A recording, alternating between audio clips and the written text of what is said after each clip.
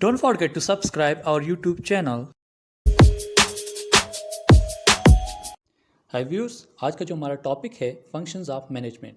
हमने मैनेजमेंट के उन 4 फंक्शंस के बारे में पढ़ने हैं। तो आइए सबसे पहले पढ़ते हैं मैनेजमेंट का पहला फंक्शन जो कि है प्लानिंग।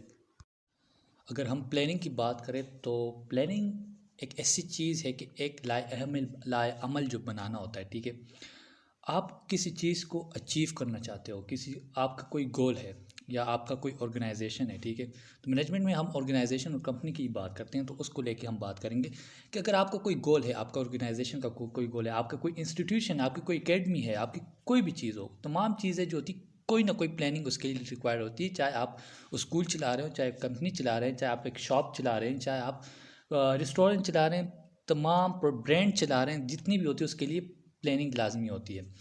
तो प्लानिंग आप क्यों करते हो? सबसे पहले तो जहन में भी ये सवाल होना चाहिए कि प्लानिंग क्यों करते हो। प्लानिंग आप इसलिए करते हो क्योंकि आपका एक मकसद होता है ना, उसको हासिल करने के लिए आपका एक ऑब्जेक्ट होता है, पर्पस होता है, गोल होता है, ताकि हम उसको अचीव कर सकें। तो ये जो प्लानिंग होती है ना, ये आपको जो है, यानी जहाँ पे आप अभी खड़े हैं और जहाँ पे आपने कल को जाना है, फ्यूचर में जाना है, ये इन दोनों के दरमियान आपका एक ब्रिज का काम करता है, जहाँ पे ये एक दोनों को आपको मिलाता है कि जहाँ पे आप अभी खड़े हैं और जहाँ पे आपने कल को जाना है। वो जो कल को जाना है ना आपने, वो आपका ऑब्जेक्टिव है, आपके ख्याल में आपका ऑब्जेक्टिव, आपका गोल है, और आप उसी पे फोकस कर रहे हैं। अब जो स्टेप्स जो इन्वॉल्व होते हैं ना प्लानिंग में, सबसे पहला स्टेप जो होता है हमारे पास होता है सेटिंग ऑब्जेक्टिव। ऑब्वियसली आपके पास, आपके जहन में कोई ऑब्जेक्टिव भी नहीं होगा तो आप प्लानिंग किस चीज़ की करेंगे? पहले काम ही आता है कि आप जहन में कोई अपना ऑब्जेक्टिव लाए, अपना टारगेट ले आए कि भाई मैंने अपनी ऑर्गेनाइजेशन या मेरा जो मकसद है, मैंने ये मकसद रखा हुआ है, इतनी प्रॉफिट है मेरी, या इतना मैंने इस हद तक मैंने जाना है, वो आपने पहले से फिक्स कर दिया है। अब ये आपका ऑब्जेक्टिव आपके पास आ गया। अब नेक्स्ट स्टेप आपके क्या होगा? आपने नेक्स्ट स्टेप इस ऑब्जेक्टिव को अचीव करने के प्लान बनाए। उसमें क्या होगा? Developing premises.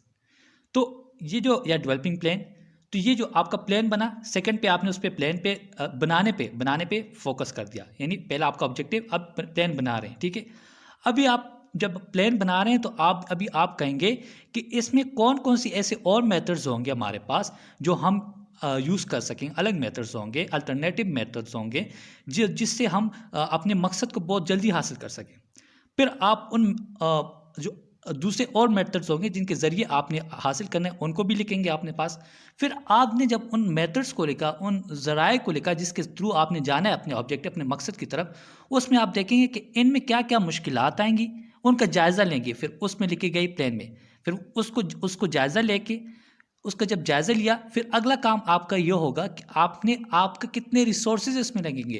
यानी जब आपने अपना कोई टारगेट चूज़ किया होगा ना, उसको हासिल करने के लिए ऑब्वियसली आपने जो है कितना आपका खर्चा होगा, कितने रिसोर्स, क्या क्या चीज़ें आपको जो है वो इसमें काम आएंगी, क्या लेबर काम आएगा, मनी, इंस्ट्रूमेंट्स, टूल्स, जितने भी चीज़ होंगी, अपने ऑब्जेक्टिव आप जिस मुताबिक चल रहे हो, सीखते हैं। उसमें इम्प्लीमेंटेशन किस तरह होगा, यानी आपने टॉप लेवल से मिडिल लेवल तक किस किस टॉप लेवल का क्या काम होगा, मिडिल लेवल के जो लोग होंगे उसके क्या, फ्रंट लाइन पे जो लोग होंगे उसके क्या काम होंगे।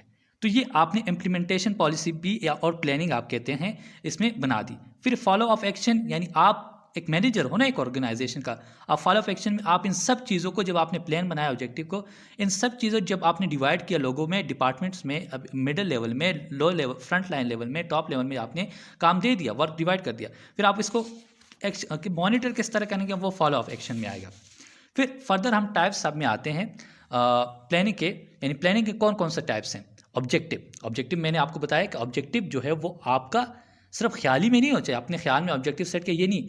हमेशा किसी भी ऑर्गेनाइजेशन, इंस्टीट्यूशन, जो भी आप फॉर्मली कोई भी काम आप करते हो, तो आपका जो ऑब्जेक्टिव होता है, आपका जो मकसद होता है, पर्पस होता है, वो आपका हमेशा रिटन डॉक्यूमेंट में होता है।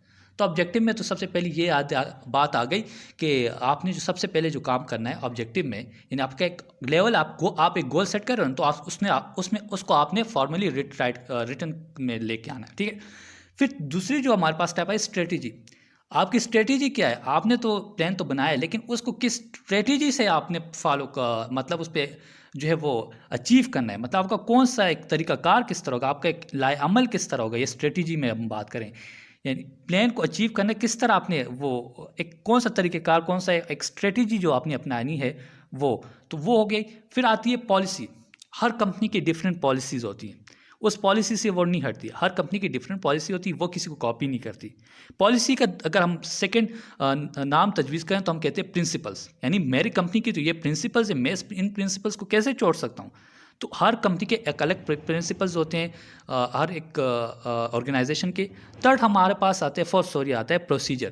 प्रोसीजर ये है, स्ट्रेटजी बनी, प्रोसीजर होता है आपने उस स्ट्रेटजी पे इम्प्लीमेंट किस तरह करना है, यानी आपने उस पर अमल किस तरह करना है। जो स्ट्रेटजी हमने सेकंड टाइप पढ़ी थी ना, आपने एक पूरा एक क्या कहते हैं स्ट्रेटजी बनाई, ठीक है। एक स्ट्रेटजी आप एक प्लान समझ ले, यानी आपने एक प्लान बनाया, ठीक है, और उस पर अब जो इम्प्लीमेंटेशन होगी वो प्रोसीजर में होगी। थर्ड आता है मेथड। मेथड ये है कि किस तरीके से जो आपने जो है वो अपने टास्क को अचीव करना है। तरीका, मेथड में आपने किस तरीके से जो अपने ऑब्जेक्ट को अचीव करना है। और फर्दर हमारे पास आता है कि रूल, यानी रूल आपके डिसिप्लिन। हर ऑर्गेनाइजेशन, हर इंस्टीट्यूशन के एक डिसिप्लिन होता है। एक जो उधर एम्प्लॉयज़ होते हैं उनमें डिसिप्लिन का एक रिवाज होता है, उनको फॉलो करना होता है। प्रोग्राम में 7 उसमें जो है वो जो 7 टाइप है उसमें ये होता है कि आपने जब आपका ऑब्जेक्टिव है, प्रोसीजर्स, पॉलिसीज़, रूल्स, ये जितने भी हमने स्ट्रेटजी बात की, इनका आपस में कनेक्शन जो है वो बरकरार रखने हैं। इसमें आपस में कनेक्शन, प्रोग्राम का जो टाइप है ना प्लानिंग में, इनका आपस में किस तरह कनेक्शन हम रखेंगे। और बजट में ये आता है, बजट में ये होगा कि आपका जितना बजट होगा वही आपका फ्यूचर, उतना ही आपका जो है रिजल्ट जो है वो डिसाइड करेगा। एक्सपेक्टेड रिजल्ट्स आपके सामने का, वो फाइनेंशियल बजट है या वो किसी तरह, तो जिस तरह आपका बजट होगा तो उतना आपको, यानी इसमें आपको अपने फ्यूचर, अपने ऑर्गेनाइजेशन के फ्यूचर रिजल्ट्स जो है वो पता चलते हैं। सेकेंड हम आते हैं ऑर्गेनाइजिंग में, ठीक है। ऑर्गेनाइजिंग जो एक ऐसा प्रोसेस होता है, मतलब जब आपने जो प्लान बनाया, ठीक है, अभी आपने प्लान के सारे जो काम है वो आपने कंप्लीट कर दिए हैं, मतलब आपके जहन में आ गया भाई मेरा तो ये ऑब्जेक्टिव है, अब मैंने तो इसके लिए प्लान भी बना दिया, अब वक्त आया है इस पे बाकायदा काम करने का, आगाज़ करने का। पहले तो आपने पॉलिसी, पहले तो आपने प्रिंसिपल्स, पहले तो आपने रूल्स और स्ट्रेटजी सेट की ना कि किस तरह काम करेंगे, ठीक है। अब आपने उस पर किस तरह इम्प्लीमेंट किस तरह करना है। ऑर्गेनाइजिंग ऐसा प्रोसेस है जिसमें इम्प्लीमेंटेशन प्लान की स्टार्ट हो जाती है। इम्प्लीमेंटेशन स्टार्ट कैसी होती है, आपने जो है पहले जब प्लान में रिटन फॉर्म में जब आपने लिखा कि फलां जो मिडिल लेवल का बंदा है वो उस डिपार्टमेंट का जो बंदा है वो ये काम करेगा, और जो लो फ्रंट लाइन लेवल पे जो बंदा है वो ये काम करेगा, तो अब वो वक्त आ गया कि वो फिजिकली उस काम पे आगाज़ करे। यानी मतलब अदर वर्ड्स में हम ये कह सकते हैं कि हमने जॉब्स को क्लेरिफाई कर दिया, डिवीजन ऑफ जॉब्स कर दिया, यानी जॉब्स को डिवाइड कर दिया, और उन जॉब्स उन डिवाइड करते वक्त जो उनको रिसोर्सेज दरकार होंगी अपने ऑब्जेक्टिव को हासिल करने के लिए, वो भी हमने डिप्लॉय कर दिया, यानी उनको दे दी है कि अभी आप जो है वो आगाज़ कर लें भाई अपने काम पे। तो जो स्टेप्स इन्वॉल्व होते हैं ना ऑर्गेनाइजिंग में, कि आइडेंटिफाई द वर्क, यानी आइडेंटिफाई द वर्क। अब ये चीज़ है कि वो कौन सा ऑब्जेक्टिव है, वो कौन सा काम है जो ऑर्गेनाइजेशन ने करना है। वो ऑब्जेक्टिव तो आपने लिखा है ना प्लानिंग में, तो वो उसको आइडेंटिफाई कर दिया। अब उस पर काम, उसी वर्क ऑब्जेक्टिव को हमने आइडेंटिफाई करके उस पर काम स्टार्ट कर दिया। अब ग्रुपिंग ऑफ वर्क में जो सेकंड है हमने डिवाइड करना है, कौन से बंदे ने कौन से लेवल पे किसने कौन सा मिडिल लेवल पे किसने कौन सा काम करना है, वो भी हमने अलग अलग लोगों को दे दिया, क्योंकि टॉप लेवल तो और काम नहीं कर सकता ना, वो अपने काम को मिडिल लेवल में डिवाइड करेगा, मिडिल लेवल जो आगे जाके वो अपने फ्रंट लाइन लेवल को देंगे। तो वो मुख्तलिफ काम होते हैं एक ऑर्गेनाइजेशन के। फिर ये होता है कि इस्टेब्लिशमेंट ऑफ हेरिक्री। हेरिक्री में ये होता है कि हर एक बंदे के पास एक अथॉरिटी होती है, यानी टॉप लेवल का एक बंदा जो होता है उसके पास सुप्रीम अथॉरिटी होती है, सुपरवाइज़र होता है, ठीक है, बॉस होता है। उससे नीचे जितने भी आते हैं, आते आते क्लर्क तक, नीचे बिल्कुल फ्रंट लाइन के बिल्कुल लेवल, लोअर लेवल तक आते हैं। तो हर एक के पास जो अथॉरिटी होती है ना, वो एक अथॉरिटी का जो लेवल होता है ना, इन सब एम्प्लॉयज़ और इन सब लोगों का जो एक ऑर्गेनाइजेशन में काम करते हैं, क्योंकि इन सब का गोल तो एक गोल होता है ना, एक ही मकसद होता है कि ऑर्गेनाइजेशन के गोल को किस तरह अचीव करें। तो ये जो लेवल होता है ना इन लोगों के दरमियान अथॉरिटी के हिसाब से कि किसके पास कितनी अथॉरिटी है, ये हेरिक्री में आता है।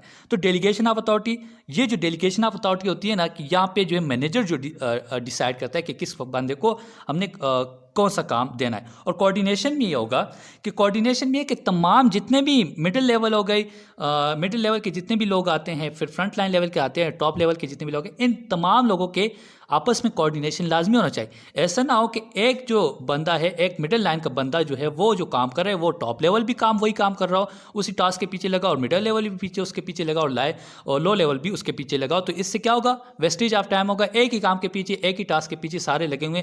अगर वो बजाय इसके कि किसी और हर एक बंदा एक एक अलग अलग काम कर रहे हैं तो सारे काम एक साथ हो जाएंगे। तो ये कोऑर्डिनेशन से ही होता है कि वो प्रॉपर कोऑर्डिनेशन करते हैं, और इसी कोऑर्डिनेशन की वजह से वो फिर एक अपने मकसद तक के आसानी से पहुंच सकते हैं। लीडिंग में क्या होता है कि एक बंदा, एक मैनेजर किस तरह लीड करता है। तो ऑब्वियसली हम यहाँ पे बात करते हैं लीडरशिप स्किल्स। लीडरशिप स्किल्स वो होते हैं कि यानी एक बंदे में एक एबिलिटी हो, एक ऐसा लीडर हो, मैनेजर एक ऐसा लीडर हो जो अपने एम्प्लॉयज़ को ना सिर्फ यानी डिक्टेटरशिप ना दिखाए, अपना डायरेक्टिव ना हो, बल्कि उनको सपोर्ट करना भी जानता हो, और उनके बिहेवियर को, अगर वो ऑर्गेनाइजेशन में एम्प्लॉय जो है वो लोग खुश भी ना हो, तो ऐसा एक बिहेवियर, वो उसमें ऐसी एबिलिटी हो लीडर में कि वो उसको उनके बिहेवियर को काम की तरफ राइव करे और वो काम पे फोकस करे। तो एक लीडिंग में ये चीज़ आती है कि आपने जो प्लान बनाया, अब ऑर्गेनाइजेशन ने जो ऑर्गेनाइजिंग जो स्टार्ट हुई, जो प्रोसेस इम्प्लीमेंटेशन जो स्टार्ट हुआ प्लान पे, तो अब लीडिंग में आप उसको लीड किस तरह कर रहे हैं। तो ये उन तमाम चीज़ों को आप लीड किस तरह कर रहे हैं, आप किस तरह अपने लोगों को लीड कर रहे हैं, मैनेजर की बात कर रहा हूँ, तो वो जो है लीडिंग में आता है। इसमें अगर कॉन्सेप्ट की बात करें तो आप किस तरह उनको डायरेक्ट करते हैं, आप डायरेक्शन देते हैं, मैनेजर एक डायरेक्शन देता है क्योंकि इसका हाई लेवल होता है और उसको चीज़ों का पता होता है। फिर आप कोचिंग किस तरह करते हैं अपने एम्प्लॉयज़ की, क्योंकि अगर वो न्यू है तो आप उनकी कोचिंग करते हैं। सपोर्टिंग में आप सपोर्ट किस तरह करते हैं। तो डेलीगेटिंग में इस तरह होता है कि आप उनको किस तरह अथॉरिटी अपने एम्प्लॉय को सेट की हुई हो, और किस तरह आप उनको support, coaching, directing new matters में किस तरह करते हैं। तो ये तमाम एक लीडरशिप क्वालिटीज़ में होती हैं।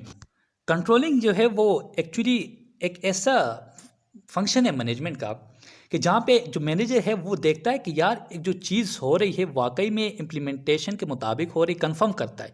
यानी इसमें एक एक्चुअली बात यह है कि जो एक्चुअल परफॉर्मेंस जो होती है ना, अब यहाँ पे जो कंट्रोल में है ना, आपने जो है वो ऑब्जेक्टिव के करीब आ गए, यानी आपने ऑब्जेक्टिव के करीब है या ऑब्जेक्टिव आपने हासिल कर लिया। अब ये जो ऑब्जेक्टिव होता है ना, आपने जो हासिल किया, ये आपका एक्चुअल परफॉर्मेंस होता है। तो जो एक्चुअल परफॉर्मेंस होते हैं ना कंट्रोलिंग में, हम ये करते हैं कि जो आपने ऑब्जेक्टिव और अपना गोल सेट किया होता है ना, उसको हम स्टैंडर्ड कहते हैं। तो क्या जो आपने जो अचीव किया है, क्या वो उसके मुताबिक था जो आपने अपना गोल सेट किया था। क्या वो जो प्रॉफिट आपने सेट किया था कि मैं इस साल जो 10 लाख प्रॉफिट कमाऊंगा, तो क्या वाकई में आपने अपने इस साल जो है 10 लाख प्रॉफिट कमाई है या नहीं कमाई। तो इस साल में जो है अगर 10 लाख प्रॉफिट नहीं कमाई, क्या आपने 5 लाख कमाई है। तो ये जो 5 लाख आपने कमाई है आपकी एक्चुअल परफॉर्मेंस हो गई, और जो स्टैंडर्ड परफॉर्मेंस आपकी थी वो आपने 10 लाख सेट की थी जो आपने नहीं कमाई। तो ये क्यों नहीं कमाई, वो डेविएशंस हम देखेंगे कि वो क्यों नहीं कमाई। तो उसके क्या स्टेप्स हमें लेनी चाहिए जो कि आइंदा जो है वो हमें वो जो है वो फ़ायदा पहुंचा सके, और आइंदा ऐसा ना हो कि हम दोबारा अपने स्टैंडर्ड से नीचे आ जाए। फर्दर इसके टाइप्स आते हैं कि फीडबैक कंट्रोल। फीडबैक कंट्रोल में हमेशा वो होता है कि आप जो है वो आप उन इंफॉर्मेशन को अपने पास इकट्ठा करते हो कि जो माजी में हुआ है, और उनको देखते हो कि आपसे कहाँ कहाँ गलतियाँ हुई हो, वो आपको जाके आगे दोबारा वो गलतियाँ ना हो। फिर कंकरेंट कंट्रोल में ये होता है कि जो आपका एक ऑर्गेनाइजेशन का जो प्रोसेस चल रहा होता है, आप उन प्रोसेस का मौजूदा सूरत हाल देखते हो कि यहाँ पे कोई प्रॉब्लम्स जो आ रही हैं, मौजूदा जो प्रॉब्लम्स होती हैं उनको सॉल्व करते हो। फीड फॉरवर्ड कंट्रोल में आप पहले से ही अपने आप को इतना तैयार कर देते हो कि वो जो है वो आप, यानी आपको पता होता है कि अगर हम इस वक्त इतने एक्टिव नहीं होंगे तो फ्यूचर में जो है हमारे साथ जो है वो फना हादसा हो सकते हैं। तो उन हादसा को रोकने के लिए, यानी फ्यूचर मुस्तकबिल में रोकने के लिए जो है आपने एक ऐसे इनिशिएटिव्स और स्टेप्स लेते हैं फीड फॉरवर्ड कंट्रोल में, ऐसे प्रोसेस में कि वो फर्दर जो है वो ना हो। बिहेवियरल कंट्रोल में ऐसा होता है कि आपका जो एम्प्लॉयज़ और मैनेजर्स जो हैं, ठीक है, इनका रिजल्ट हम नहीं देखते, इनका हम देखते हैं कि भाई इनका फैसले करने का रवैया कैसे, मतलब उनकी फैसला जो डिसीजन मेकिंग है ना, क्वालिटी है वो कैसी है। रिजल्ट तो बाद में डिसाइड होंगे कि उस चीज़ से हमें क्या रिजल्ट मिलता है, लेकिन हम सिर्फ उसके कि किस वक्त पे ये लोग किस तरह फैसला करते हैं, इस चीज़ को बिहेवियर कंट्रोल में देखते हैं। और एम्प्लॉयज़ का आपस में किस तरह बिहेवियर है, मैनेजर के एम्प्लॉयज़ के साथ क्या बिहेवियर है टॉप लेवल का, और फिर ये इनका अपने टास्क, अपने ऑर्गेनाइजेशन के गोल्स की तरफ क्या जो है बिहेवियर है, वो तमाम जो है इन चीज़ों को हम इसमें देखते हैं। And thank you so much for watching this video, and don't forget to subscribe our YouTube channel.